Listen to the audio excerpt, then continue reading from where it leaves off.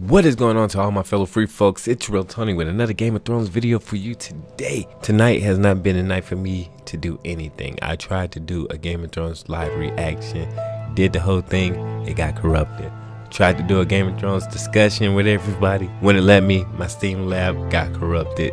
Then my computer wouldn't let me on for damn near 45 minutes. I don't know. Tonight has not been my night. So I'm going to try to recount everything I said during the episode and try to give y'all my first thoughts, my first impressions to the T. And if you like this video and you want to see more, you already know what to do if you rock with your boy. So Jon and Daenerys finally arrive at Winterfell. We finally get to see the little boy from the trailer. It is just a random boy from Wintertown who's just trying to see the king, yeah, I said the king and queen arrive, and this big army arriving to the north.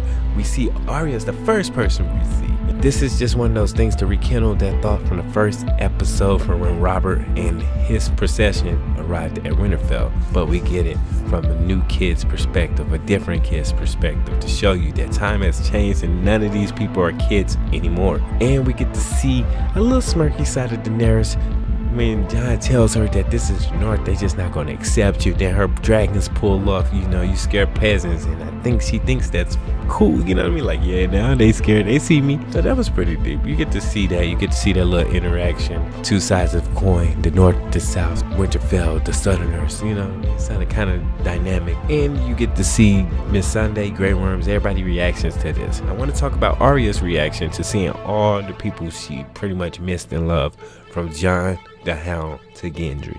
I thought that was amazing. Her expression says it all. It tells you, it had me warm on the inside. So Jon finally sees Bran, give him his loving embrace, but you can tell, like he said, he's not the same no more. Jon could see that. Jon tells Bran that he's grown into a man now. Bran telling us that he's not Bran anymore, pretty much, which most of us already think. So I think they're giving us more hints to that he could be somebody else. He's just not all Bran no more. That's Bran's body, but it's not all Bran anymore. Then we get the first interaction with Sansa and Daenerys. I love that interaction. I can't front to y'all.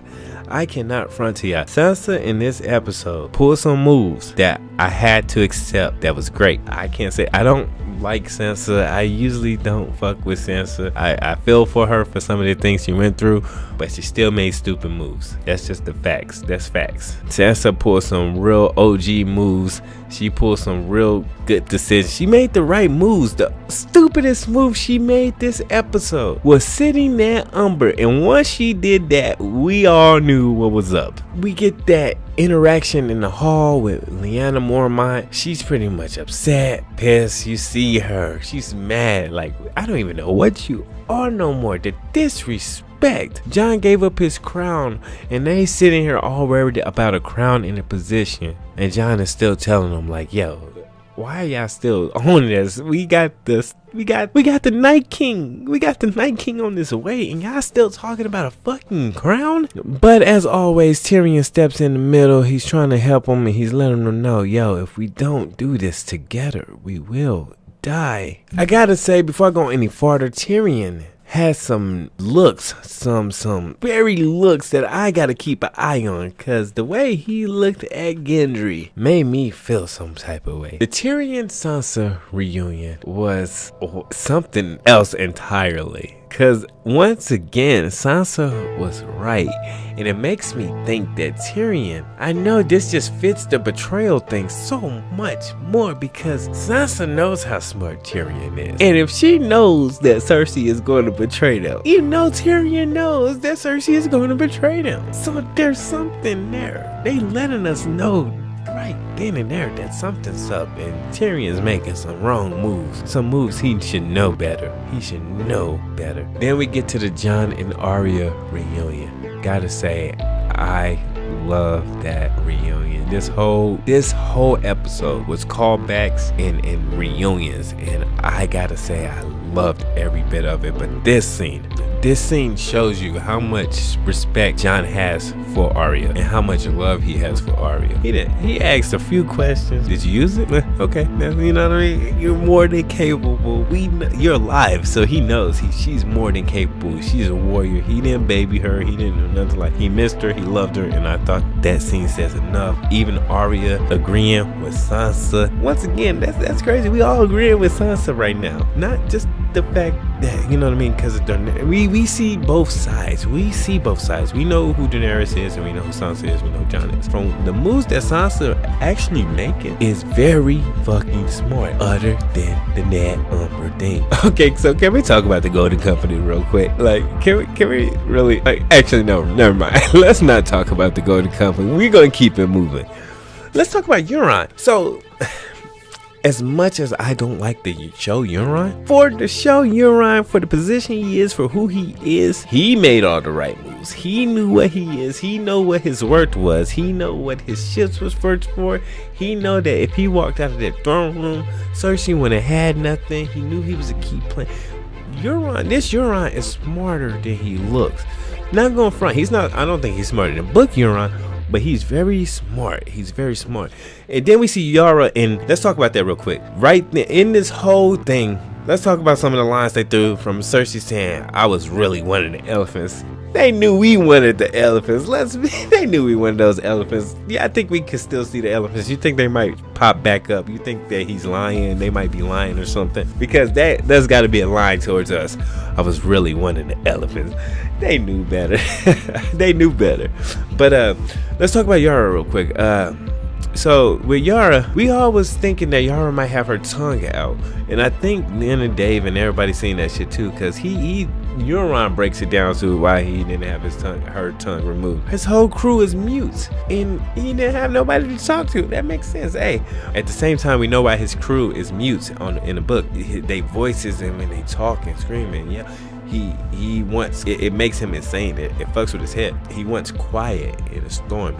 He wanted quiet. That's why he always did it. But if that'd be a really interesting aspect if that's really what he's like he just feel along with like the whole cutting off the tongue thing is just a thing and it's all bullshit and etc. But who knows, man? I think they're giving the show Euron a little bit more props. Then, you know what I mean? I don't really, like, once again, his character is all fucked up, but they giving him some props and they giving him some things like you already knew he was gonna get Cersei. Cersei asking Bronn to kill one of her brothers? Let me know if y'all think Bronn's gonna actually kill one of the Lannisters for Cersei. So we finally get the Yara rescue scene. This happened off the back. Like I said, they giving us everything off the back. Theon comes in, save Yara. Euron's not there, so the whole thing, Euron and Theon fighting and dying, that theory's out the window unless he comes back and do it. And it can still happen. It can still happen. We know that Theon is going to Winterfell, and I completely believe that Theon is going to die and become a white now just because the way they say, oh, you want to go to Winterfell, you want to go home, you want to go.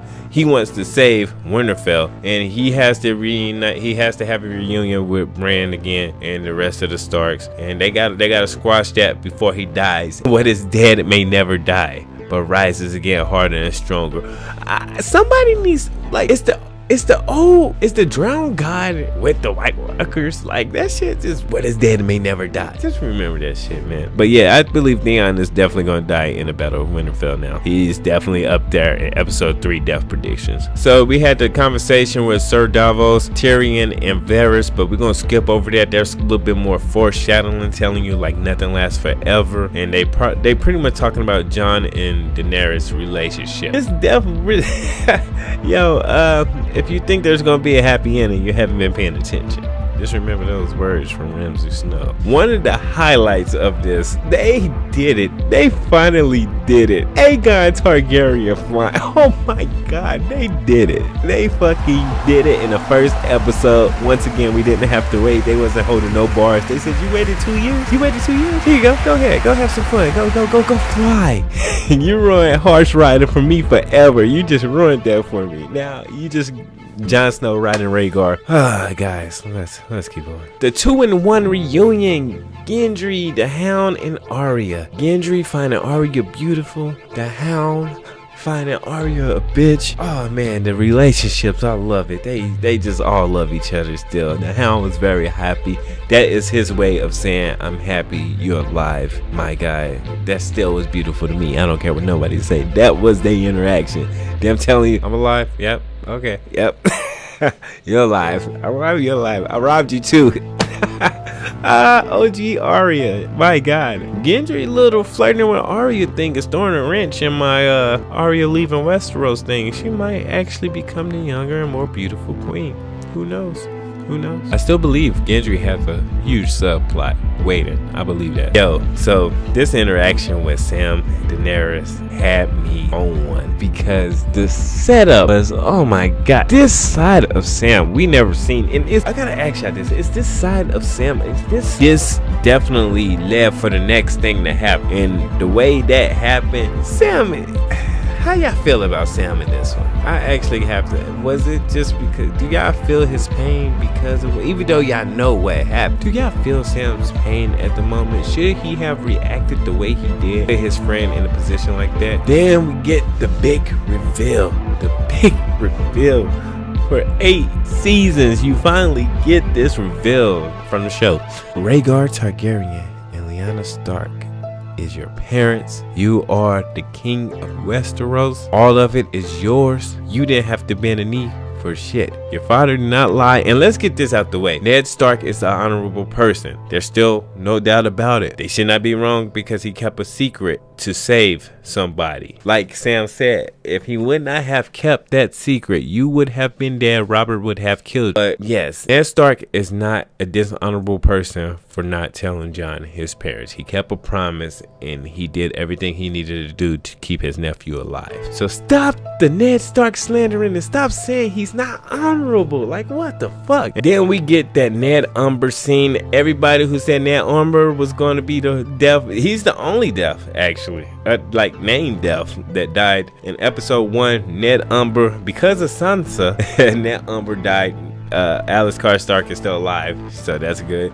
Everybody else made 204. Our only death was Ned Umber. That little scream got me. Little motherfucker. The message on the wall, what do y'all think that message is? Is they saying, yo, we coming? The way that shit went up in smokes, it's getting real, man. Then we ended with Bran waiting for his friend. He was waiting for his friend. He said, I'm gonna sit here. I'm just waiting for our old friend. And then Jamie shows up. Yo, that shit was funny as fuck. I ain't gonna lie. Like, I'm not sleepy. I'm gonna edit this video. As I edit it, I'm gonna rewatch it again. Let me know what y'all think of the episode. Did you like it? Did you love it? Because I loved it. I don't care. I give the show shit. And even if some of the plot, like some of the characters and how they acted, like Sam with his dad, like I think it's still reasonable the way he acted. But like I said, just let me know what y'all think. If you like the video, hit that like button. If you dislike the video, hit that dislike button. If you rock with your boy, you already know what to do.